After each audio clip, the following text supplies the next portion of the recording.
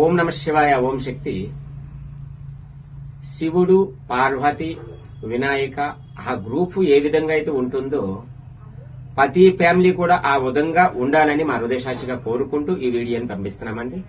మట్టి వినాయకుని తెచ్చి ఇంటిలో పెట్టుకొని పూజించిన వెడల ఆ కుటుంబము శివపార్వతుల కుటుంబము ఏ విధంగా అయితే ఉంటుందో ప్రతి ఒక్క కుటుంబము అలా ఉంటుంది. ఒక్క రోజైనా, 2 రోజులైనా, 5 రోజులైనా, 9 రోజులైనా మట్టి వినాయకుని బొమ్మను తెచ్చి పూజించిన వెడల ఆ కుటుంబం సత్యశ్యామలంగా ఉంటుంది. ఓం నమ శివాయ. ఓం శక్తి. సదాశివం. ఓం నమ శివాయ. ఓం శక్తి.